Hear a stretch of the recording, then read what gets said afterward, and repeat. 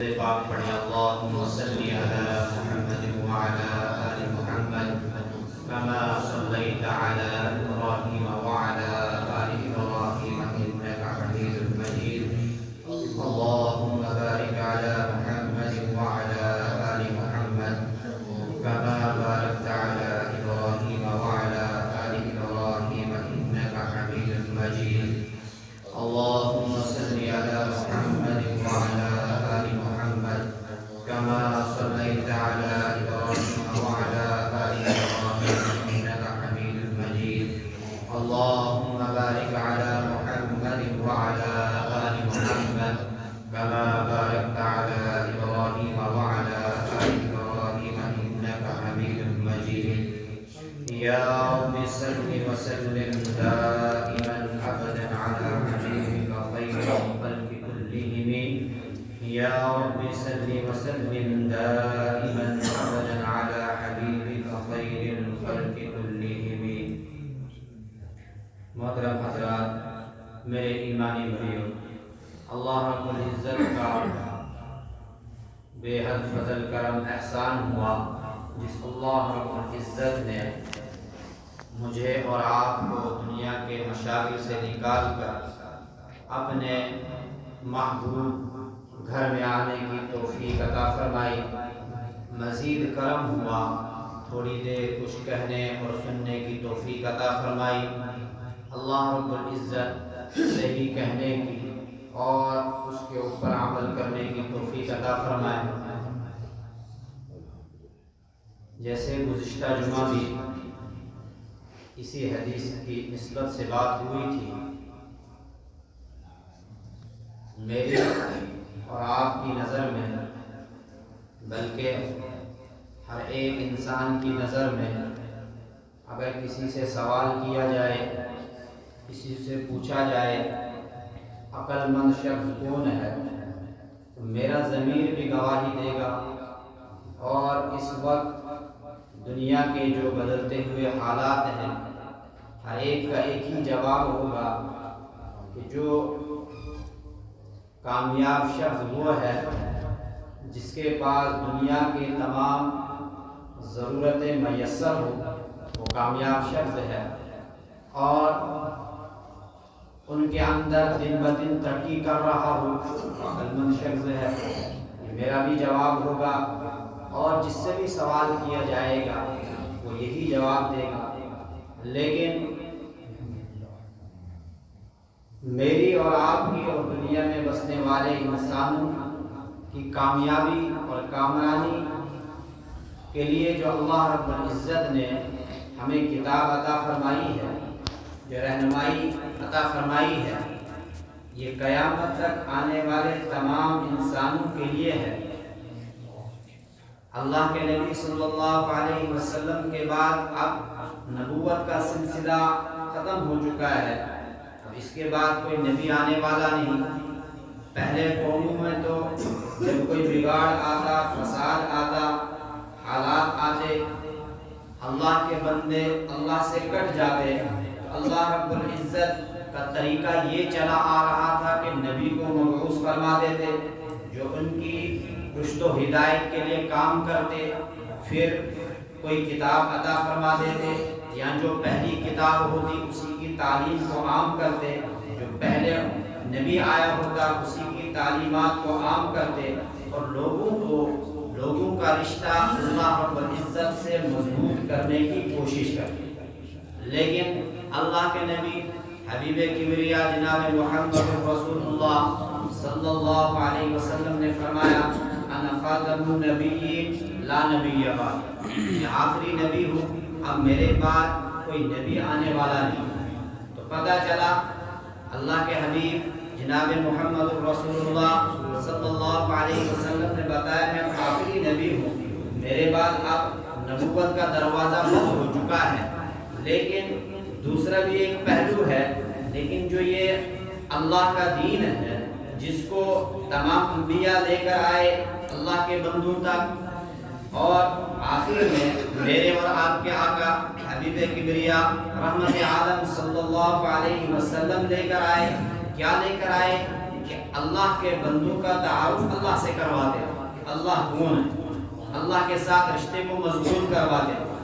یہ سلسلہ تو قیامت تک چلتا رہے گا. اب نبوت کا دروازہ بند ہو چکا ہے، اب یہ کام کون کرے گا؟ قرآن کریم میں اللہ رب العزت نے اس کا جواب بھی دے دیا، کنتم خیر امہ اخرجت للناس تأمرون بالمعروف وتنہون عن المنکر. کنتم خیر امہ، کہ تم بہترین امت ہو. یہ جو خطاب اس امت کو ملا، جو مجھے اور آپ کو ملا، اس سے پہلے یہ کسی قوم کو خطاب نہیں ملا.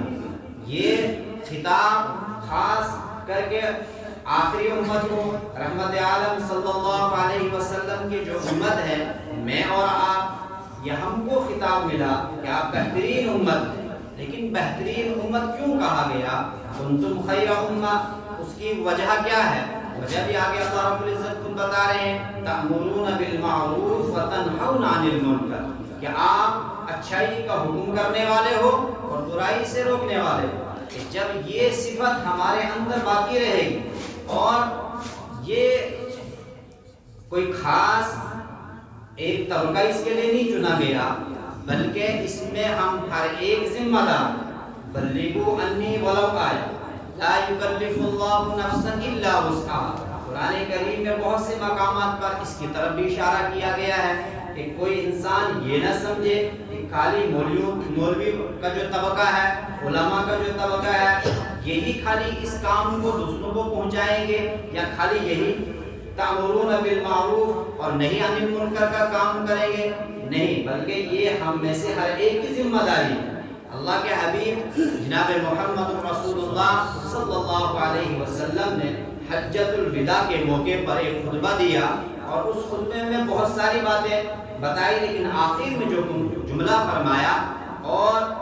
یہ آیت اسی وقت نازل ہوئی، الیوم اکملت لکم دینکم واتممت علیکم نعمتی ورضیت لکم الاسلام دینا. صحابہ کرام کی جماعت سامنے تھی. اللہ کے حبیب جناب محمد رسول اللہ صلی اللہ علیہ وسلم نے فرمایا، کیا میں نے تم تک یہ اللہ کا دین پہنچایا یا نہیں پہنچایا؟ تو صحابہ کرام رضوان اللہ تعالیٰ عنہ اجمعین کی جماعت نے جواب دیا،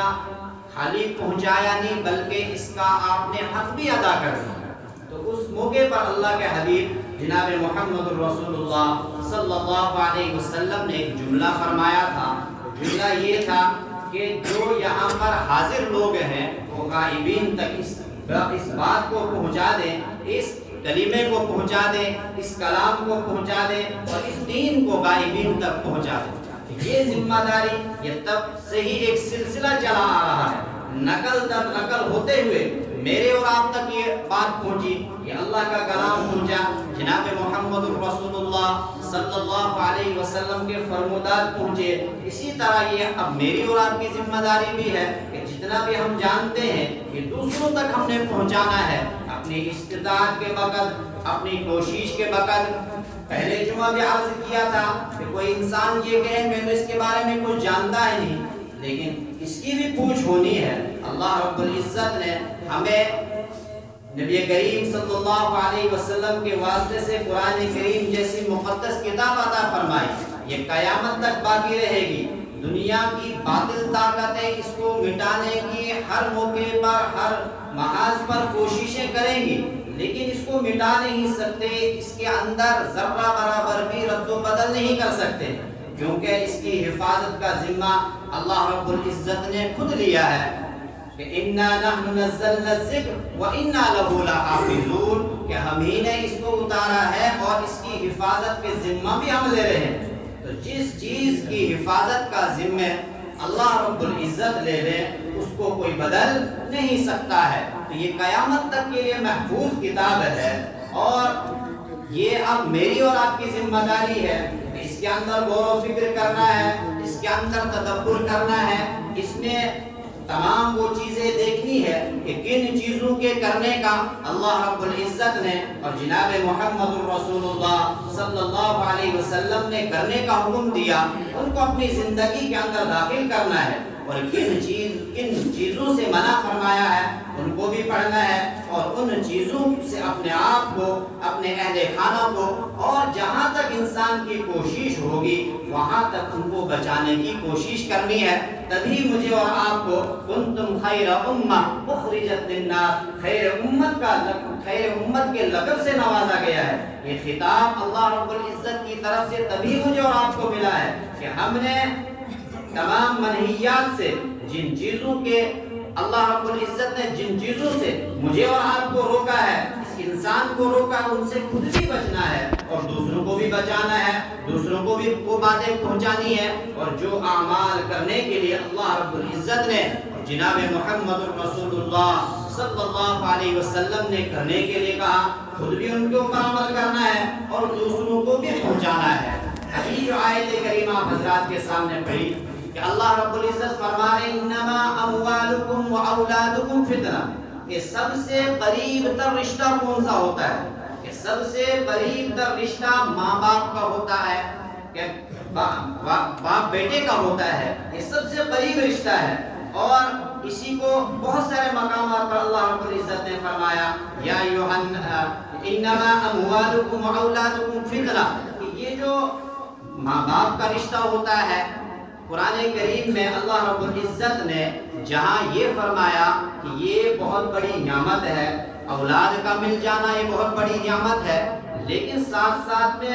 ہمارے اوپر کچھ ذمہ داریاں بھی عائد ہوتی ہیں۔ جیسے قرآن ابھی میں نے عرض کیا کہ خیر امت کا لقب ہمیں کیوں دیا گیا کہ ہم اچھائیوں کا حکم کریں اور برائیوں سے روکیں، لیکن سب سے پہلے انسان یہ کام شروع کہاں سے کرے گا؟ تو سب سے پہلے قرآن کریم کے اندر اگر ہم نظر دوڑاتے ہیں تو قرآن کریم میں اللہ رب العزت جب نبی کریم صلی اللہ علیہ وسلم نے نبوت اللہ رب العزت کی طرف سے عطا ہوئی، تو سب سے پہلے اس دین کو اللہ کے نبی جناب محمد رسول اللہ صلی اللہ علیہ وسلم نے کیسے،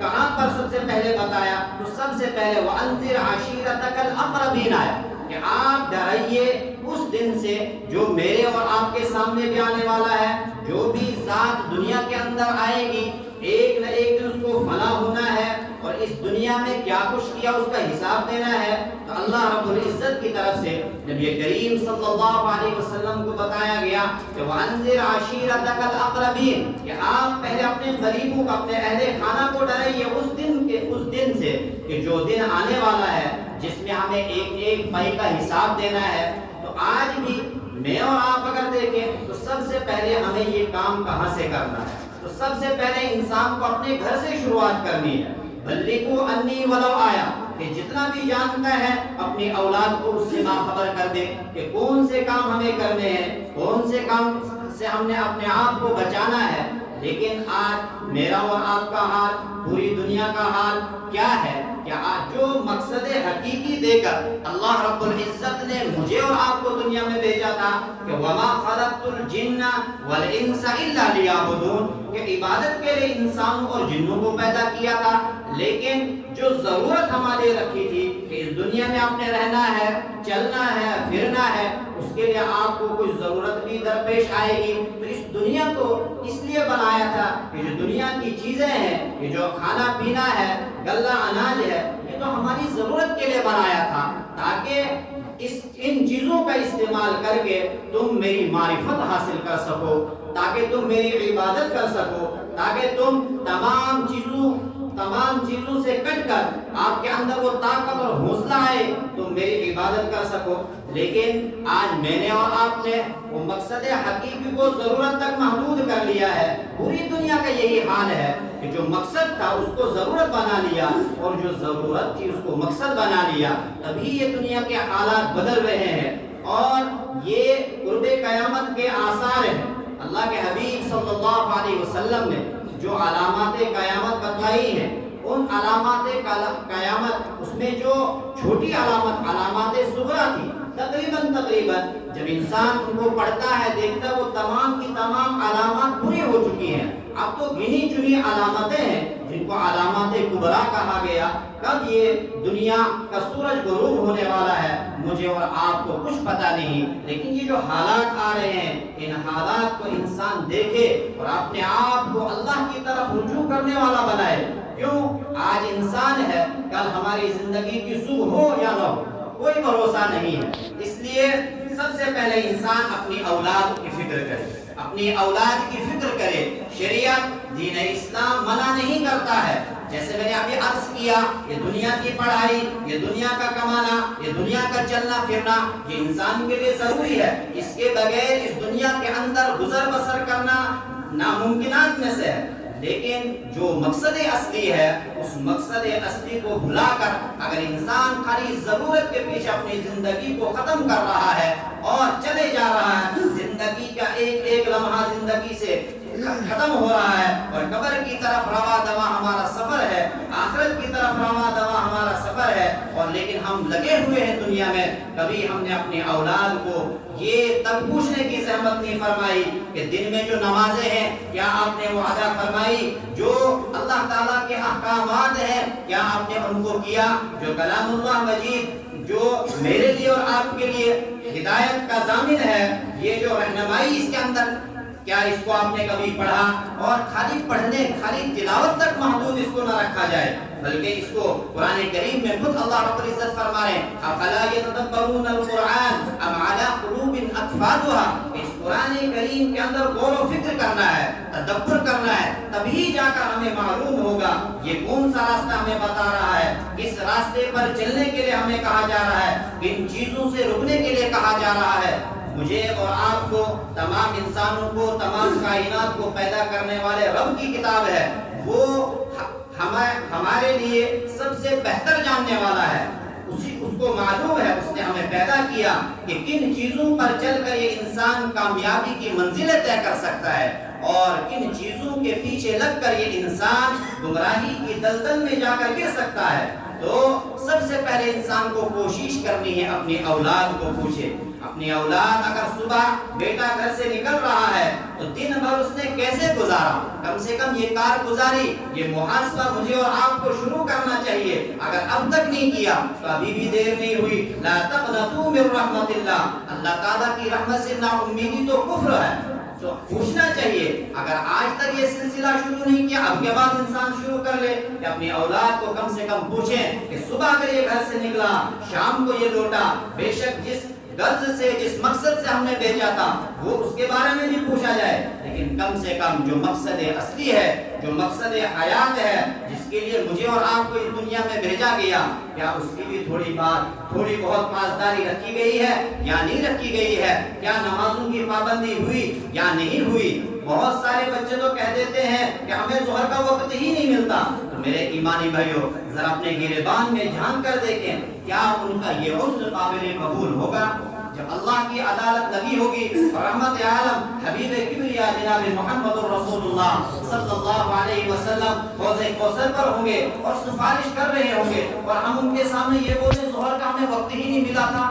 کیا یہ عذر قابل قبول ہو سکتا ہے؟ اس لیے غور کرنے کی ضرورت ہے، فکر مند ہونے کی ضرورت ہے۔ یہ بہانے بازیاں نہیں چلنے والی ہیں وہاں پر۔ اور وَلَا تَزِرُ وَازِرَةٌ وِزْرَ أُخْرَىٰ، اور جو آیت کریمہ اس میں بھی اللہ رب العزت یہی فرما رہے ہیں کہ کل قیامت کے دن جو میرے اور آپ کے لیے اور تمام انسانوں کے لیے گھڑی آنے والی ہے، کوئی کسی کا بوجھ اٹھانے والا نہیں ہے۔ يَوْمَ يَفِرُّ الْمَرْءُ مِنْ أَخِيهِ وَأُمِّهِ وَأَبِيهِ وَصَاحِبَتِهِ وَبَنِيهِ لِكُلِّ امْرِئٍ مِّنْهُمْ يَوْمَئِذٍ شَأْنٌ يُغْنِيهِ، کہ اس دن کا مسئلہ بہت ہی عجیب و غریب مسئلہ ہوگا۔ باپ بیٹے کا رشتہ بہت قریب کا رشتہ ہوتا ہے، باپ محنت کرتا ہے،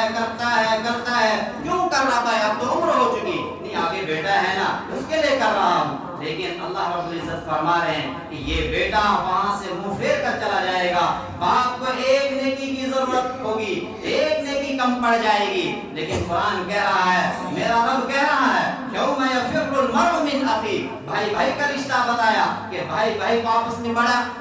بڑی پیار اور محبت ہوتی ہے، اور بڑی ہمدردیاں، بڑی قرابتیں ہوتی ہیں، لیکن قرآن کہتا ہے یہ رشتہ بھی وہاں ختم ہو جائے گا، نہ بھائی بھائی کے کام آئے گا، نہ باپ بیٹے کے کام آئے گا۔ اور پھر ماں اور بیٹی کا رشتے کو قرآن کریم نے اور حدیث رسول میں بہت ہی قریب والا رشتہ بتایا گیا ہے۔ ایک موقع پر اللہ کے نبی صلی اللہ علیہ وسلم نے علامات قیامت، صحابہ نے سوال کیا کہ قیامت کب آئے گی؟ اللہ کے حبیب جناب محمد رسول اللہ صلی اللہ علیہ وسلم نے فرمایا کہ جب بیٹیاں اپنی ماؤں کا منہ کھائیں گی، مطلب بات بات پر ندھلے سے جواب دیں گی۔ کیوں؟ عورتوں کے اندر نرمی ہوتی ہے، عاجزی ہوتی ہے کہ جب وقت یہاں پہنچ جائے گا کہ بیٹیوں کے اندر بھی وہ حیا، وہ شرم، وہ لہجہ ختم ہو جائے گا جو ان کو ودیت کیا گیا ہے بنسبت مردوں کے، تو سمجھ لینا قیامت آ گئی ہے۔ تو بیٹیوں کا رشتہ بڑا قریب تک رشتہ ہوتا ہے، لیکن فرمائے یہ بیٹی، ماں کو ایک نیکی کی ضرورت ہوگی، یہ بیٹی دینے کے لیے تیار نہیں ہوگی، تو یہ اسی کی تیاری کے لیے مجھے اور آپ کو اس دنیا میں بھیجا گیا ہے۔ اور اس کی شروعات اور اس کی پوچھ ہمیں سب سے پہلے اپنی اولاد کے بارے میں پوچھ ہوگی کہ آپ نے دنیا تو بہت کما کر دی تھی اولاد کو، لیکن دین کے بارے میں جس مقصد کے لیے جو مقصد حیات تھا آپ کا، کیا آپ نے اپنی اولاد کو کبھی پوچھا تھا؟ ابھی دیر نہیں ہوئی، اللہ رب العزت ہمیں فکر کرنے کی کوشش عطا فرمائے، جو مقصد حیات ہے، جو مقصد زندگی ہے، اس کو سمجھنے کی کوشش عطا فرمائے، توفیق عطا فرمائے۔ اور تمام جو غیروں کے طریقے ہیں جن سے آج مجھے اور آپ کو محبت ہے، جس کو آج ہم ماڈرن دنیا کے نام سے جانتے ہیں کہ دنیا بہت ترقی کر چکی ہے، لیکن میرے ایمانی بھائیوں، دین میں اگر ترقی چاہتا ہے کوئی، دین میں اگر انسان مضبوط ہونا چاہتا ہے تو 1450 سال پہلے کا دین دیکھنا ہوگا کہ وہ دین کیسا تھا۔ اس دین کو دیکھیں گے، اس دین کا مطالعہ کریں گے، اس دین کو پڑھیں گے تو دین کے اندر ترقی ہو جائے گی، دین کے اندر بلندی ملے گی۔ لیکن اگر ہم ماڈرن دنیا کے چکر میں دین کو بھی ماڈرن طریقے سے پیش کرنا چاہیں گے اور دین کو اوپر بھی ماڈرن طریقے سے چلنے چاہیں گے تو گمراہی کے سوا ہاتھ میں کچھ آنے والا نہیں ہے، جس کو کہا گیا کہ کل بدعت ضلالہ وکل ضلالۃ فی النار۔ جمعہ کے ہر خطبے میں ہم یہ سنتے ہیں کہ ہر دین میں ہر نئی بات گمراہی ہے، ضلالت ہے، اور ضلالت کا ٹھکانہ میرے اور آپ کے آقا حبیب کبریا جناب محمد رسول اللہ صلی اللہ علیہ وسلم فرما رہے ہیں کل بدعت ضلالہ وکل ضلالۃ فی النار، کہ ہر ایک گمراہی کا ٹھکانہ جہنم ہے۔ اللہ ہم سب کی حفاظت فرمائے، دین حق کو سمجھنے کی توفیق عطا فرمائے، اور اس دین کو جو قرآن ہمیں بتا رہا ہے، جو نبی کریم صلی اللہ علیہ وسلم کی تعلیمات ہمیں بتا رہی ہے، اس دین کے اوپر ہمیں چلنے کی توفیق عطا فرمائے، اور غیروں کے طریقے سے ہم سب کی حفاظت فرمائے۔ اللہ رب العزت کہنے سننے سے زیادہ عمل کرنے کی توفیق عطا فرمائے۔ وما علینا الا البلاغ۔ آگے جو صفوں میں جگہ